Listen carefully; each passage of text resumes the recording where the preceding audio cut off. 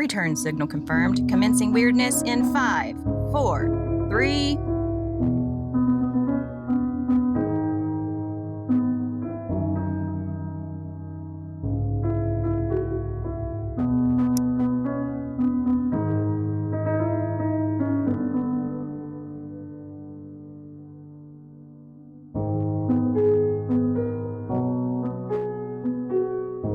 Enough dicking around. I got business to get down to. Oh, I should cover. Oh, cube. Tonight, I want to talk about a certain type of individual. There is a particular type of person who only sounds intelligent to fools. And unfortunately, if that person has a platform, they're probably pretty popular. Like, they never actually say anything profound, but they say it slowly, with a dramatic pause, and maybe squint into the distance like they're pondering the universe. And suddenly every yokel with a Wi-Fi signal is like, bro, that's deep. We're talking your Joe Rogans, your Jordan Petersons, your Andrew Tates, which, by the way, wasn't he in prison in another country for doing some pretty terrible things to some young girls and trafficking them? And now he's free and in the States. I'll give you 3 guesses who made that happen. And for those of you who are in the know, that should have been a clue for you. These are men who have mastered the art of saying absolute horseshit, but with conviction. What you had to understand is that chaos is feminine. Yeah, and your breath smells like the dick cheese of an Eastern European hobo. These guys talk in vague motivational loops like a refrigerator magnet handed out by a CrossFit cult. But here's the trick. They sound intelligent to stupid people. That's their audience. That's their market. Because the truly wise, they're usually busy reading or doing something productive or otherwise shutting the fuck up, not launching 9-hour podcasts about meat diets and alpha energy. Nothing like hearing 1,000 empty platitudes about what it means to be a man from a soft bitch millionaire that's never swung a fucking hammer. Maybe use some of that muscle to build something and society just may have find a fucking use for you yet. Furthermore, you ever notice how all the world's experts, scientists, doctors, historians, economists, actual people with credentials and working brains can agree on something, and it still gets tossed out the fucking window because of the words of one man. One man. And not a poet, not a prophet, not a dude in a robe on a mountain with a glowing staff. No, just a sweaty game show host with a gold toilet, no vocabulary beyond tremendous and believe me. Or all the superlatives about it's the blankest blank that ever blanked. Well, he is the most cunty cunt that's ever cunted. The cuntiest. Like, just step back and think, when has one guy ever been right while everyone else was wrong? And don't say Jesus, we're going with nonfiction people here. Never. That's the brilliance. That's a cult. And that's the category where Jesus rears his head. And if there ever was going to be that one miraculous exception, it sure as hell wouldn't be Jeffrey Epstein's sex crime tag team partner, Donnie Dump, a fat, stupid, orange fucking nothing. The guy has influence, doesn't he? I used to know this guy, kind of smart, kind of normal, until his girlfriend, now wife, dragged him into full-blown holy roller mode. Now, she was the only piece he ever got, and pussy can make you do some pretty stupid things, especially good pussy. What frame of reference did this guy have? They got real Jesus-y real quick. I'm talking praise hands, bumper stickers, Bible verses, and the email signature. The works. He was still in there somewhere, though, buried beneath the WWJDs and the Fisher of Men hook put in your baseball cap. But then came Trump. The dude jumped on the Trump train like it was the Rapture Express. I said, you do realize Trump is like the opposite of Christ, right? The man lies constantly, he cheats on his wives, worships money, he treats the poor like they're set dressing. The guy's never turned a cheek unless it was orange and pointed at a camera. And this is where the cognitive dissonance kicked in. Now, most folks wrestle with that. They twist themselves into moral knots. They compartmentalize. They cherry pick scripture like it's a Golden Corral buffet. Not this dude. He didn't adjust to politics. Didn't reframe Trump. Didn't consider Jesus. He just dropped Jesus. Like, yeah, you're right. Jesus is kind of weak. And just like that, the Son of God got replaced with this lecherous piece of shit. That's cognitive dissonance so strong, he bounced on the Prince of fucking Peace. Don't you just love it when an old-timer launches into a back in my day story? Let me tell you about back in your day. Nobody gives a flying fuck about the day you were back in. I find boomers to be terrible storytellers as far as telling how the plight they had and the pennies they made, as they juxtapose that with a story about the power, the sheer spending power of those pennies they made. Also, for a generation that bitches at mine for being on their damn phones all the time, they sure love a guy who tweets 90 times a fucking day and in fact has his own fucking platform to post on. And strangely enough, the biggest facet of this back in my day bullshit is that they describe times that were terrible and shitty for them. And they think that should be perpetuated through every generation. Personally, I think the generations after us should have it way better. I hope they forgive everybody's student loans and I hope they abolish fucking work. I mean, God fucking forbid anything get better because progress is a dirty word. I don't like change. I'm very stupid. You remember the Sunscreen song? They used to play it in all the graduations in the late 90s. It was spoken word. I don't know who the original orator was, but the Sunscreen song speech be more effective if that person speaking was afflicted by aggressive and horrifyingly visible terminal melanoma. When I was a child, I had a foul mouth, and I came by it honestly. I had so many bars of soap in my mouth, the soap didn't even bother me. In fact, I'd take a fucking bite out of it anytime someone stuck one in my mouth.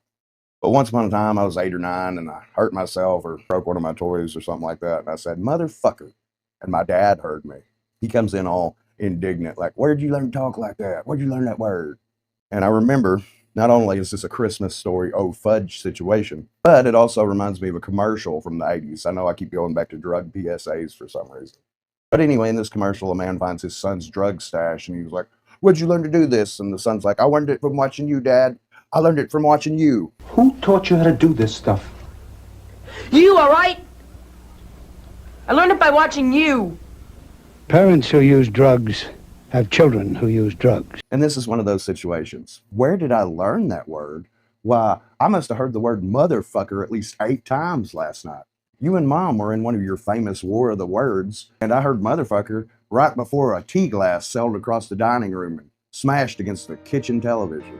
I learned it from watching you. We'll be right back, maybe. Till then. This Darkest Hour is brought to you by Pan's Ram's one-man wrecking crew. Because mercy is for the weak. Oswald and Sirhan Gun Shop, where history takes aim. Guns, ammo, targets, and no second shots required. Don't go anywhere. Your regularly scheduled disassociation will resume shortly. Welcome back to your nightly nervous breakdown. A thought experiment, if you will. It ain't a thought experiment, it's just a scenario or a comedy bit. You don't really have to think about it. So let's say the world's going to end. Confirmed. NASA says asteroids, megaquake, solar death burst, whatever. We got 2 months left on this cursed dirtball. You think we'd all just stop, drop our obligations, go full Mad Max meets Jimmy Buffett, Fear and Loathing and Ragnarok? But no. Most of us are sitting there like, okay, but how long do I have to keep working? Like, when can I stop showing up at this hell job and start preparing my soul for the big hell job? Because let's be real, most folks are living so paycheck to paycheck that even the literal apocalypse would have to pencil in 2 more weeks' notice. World's ending in May? All right, I can probably stop around the 23rd or the 24th if I prorate my PTO. No need to fill out those COBRA insurance forms, I guess. People are out there printing resumes while the sky's on fire, still trying to hang on to their dental coverage while civilization is dissolving like a Tide Pod in a toddler's mouth. All these industries are staying open on spec that shit's not going to really end. Angry at the news for reporting it. And besides, they live to make money. Why wouldn't they spend the last few moments raking pennies? Meanwhile, Jeff Bezos is probably building an escape yacht made of blood diamonds and stem cells. Elon Musk could be flop sweating, unsure he wanted to put his money where his mouth was and use one of his own rockets he knows fuck all about. Jeff Zuckerberg actually gets bludgeoned to death lying on his back, hoping someone gets stuck in his jiu-jitsu guard. Another thing I think is hilarious is when people keep talking about dystopia like it's a future thing. Like it's waiting on the horizon in some chrome nightmare city with robot dogs, government-issued protein paste. Nah, man, dystopia's now. Always been now. Just depends on who you are and where you're standing, especially in the 4th dimension. There's always some poor bastard living through a dystopia somewhere. Somewhere right now there's a place where water catches fire, women have fewer rights than toasters, and billionaires are launching penis-shaped rockets for fun. If we ever do invent time travel, it'll just confirm what we already know. There's no good time. There's only slightly less bad. Go back 150 years from now where you're standing. Boom, you're in Game of Thrones without the dragons. Just scurvy and syphilis. say some $10 word and somebody hangs you for witchcraft. You try to wear a mask, they accuse you of summoning the plague or being a libtard. Meanwhile, you've just introduced COVID to a bunch of Spanish flu-infected Civil War surgeons. And don't even get me started on what time travel looks like for anyone who's black, brown, queer, disabled, or anything outside the cis-white frontier settler starter pack. Every era is a dystopia to someone. We just dress ours in jeans and chinos and call it Tuesday. Okay, let's talk about something truly American. Something absolutely sacred. No, not apple pie, not fucking baseball, and especially not hyper-capitalist collapse. I'm talking Unsolved Mysteries, The Real Run, Robert Stack, Trenchcoat, Fog Machine, the soundtrack that sounded like ghosts whispering through a Casio keyboard. The show taught me everything I needed to know about the world. There are ghosts. Aliens definitely finger you while you sleep. And most importantly, you can't trust the cops worth a damn. Every other segment was some poor person reporting a missing child, only for the police to go, you're sad. You must have done it. Get in the car. We're booking you for feelings. Like how many stories were just the cops ignoring leads, botching evidence, or straight up telling the victim's family, sorry, we're full up on effort this week. And then they'd slap some blurry sketch on the screen and ask you, the viewer at home, to do their fucking job for them. Have you seen this fugitive? He could be anywhere, probably watching the show right now. Please call our hotline so we can nap. Unsolved Mysteries turned half the country into amateur detectives and the other half into permanently suspicious insomniacs.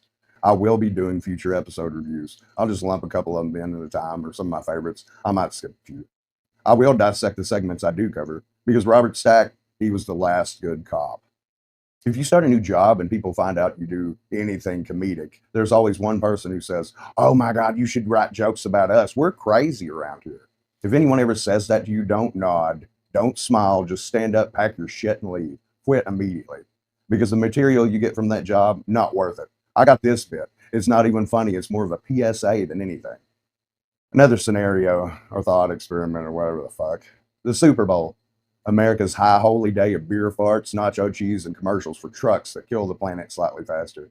But here's some inconvenient truths no one wants to talk about. It's a major hotspot for human trafficking. The ads cost more than some countries' healthcare budgets. And it's the one day a year we all pretend we care about people who destroy their brains for our entertainment. So I started thinking, what if you dropped a nuke on it? No, not out of malice, just as a thought experiment. Philosophical, you know? Aside from the obvious environmental devastation of fallout, what else would happen? You'd lose hundreds, maybe thousands of the world's wealthiest, most influential people, billionaires, celebrities, politicians, NFL royalty, corporate puppet masters. Big loss, eh? Would the world collapse, or would it accidentally reset itself? What happens when you vaporize the elite class while they're mid-chicken wing selfie in a corporate skybox? Would we rebuild society, or would it just respawn on TikTok? I'm not saying we should drop a nuke on the Super Bowl. I'm just saying if the aliens were going to send a message, that would be one hell of a group text. The bullet is the perfect metaphor for humanity. Its aggression and the repercussions of its report. It's loud, fast, and full of itself. Makes a hell of an entrance, leaves a mess behind, and half the time it wasn't even aimed at anything in particular. And now it seems the drop is setting in. Trajectory decaying. Gravity's calling. Humanity's little joyride, arcing towards the existential dirt nap. The trajectory being pointed towards the existential ground that will eventually stop it. And when we hit the thump, that crater won't just be the end of the fight. No, the dirt we kick up might be the catalyst, the spore cloud, the radioactive fallout that breeds the next thing. Something with better aim and maybe a little less ego. Or worse, something that makes the same damn mistakes, but with Bluetooth. A lot of my brilliance and wisdom just drifts off into the ether while I'm alone, talking to myself. And that's fine. Am I doing it now? Is that what I'm doing? Honestly, that's the only staff meeting where I'll feel heard. It's where the best ideas show up unannounced, mid-shampoo, mid-poop, mid-hysterical breakdown, while reorganizing my spice cabinet alphabetically during a manic episode. If you try to say that stuff out loud later, gone. It's like my brain has this exclusive open mic for half-lucid brilliance, but refuses to record it. It's like my ideas are dollar bills in one of those money tornado booths, and what I can grasp is what I get. So now I keep a notebook. It's got half a Carl Sagan quote and a drawing of a duck in bondage gear, and a few scrawled lines that say, bears know something. And what would possess a man to put lead weights in his foreskin? I don't know what those mean yet, but I will. I may have dark thoughts, but I have a light schedule. When you're an open book telling people about your trauma, your weird habits, your philosophies, and how you sometimes cry when a cartoon dog dies, it gives off the illusion of honesty. But that's the trick. Just because someone is loud and revealing doesn't mean that they're being truthful. It just means they've curated their mess for public consumption. Dark Psychology 101. People equate vulnerability with honesty and forget that the manipulation is often about what's left out, like jazz.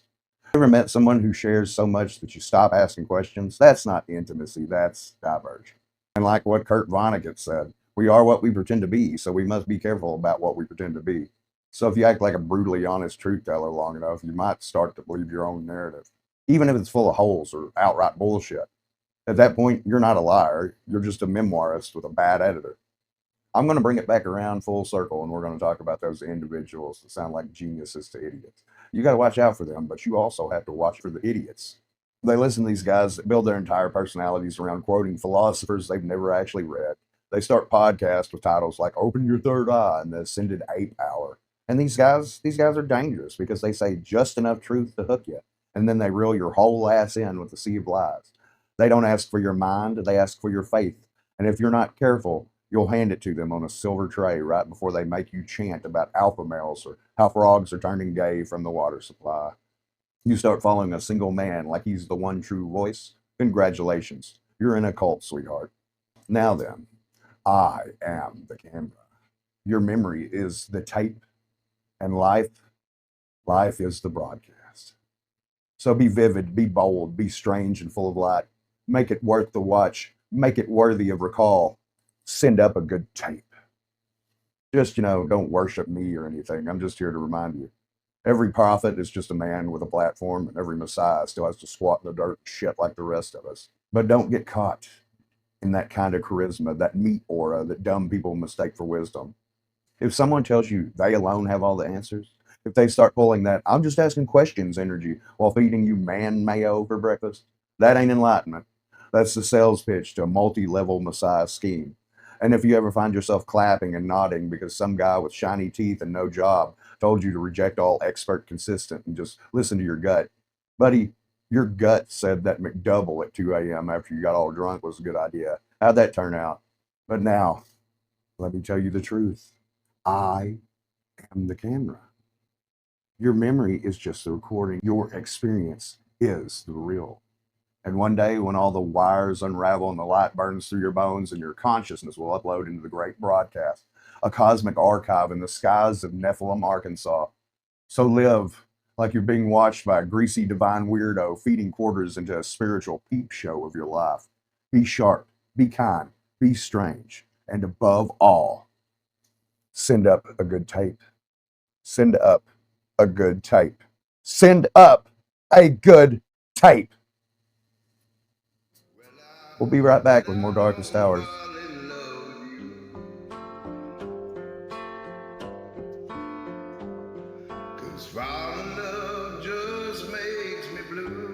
We'll be right back after this sanctioned hallucination.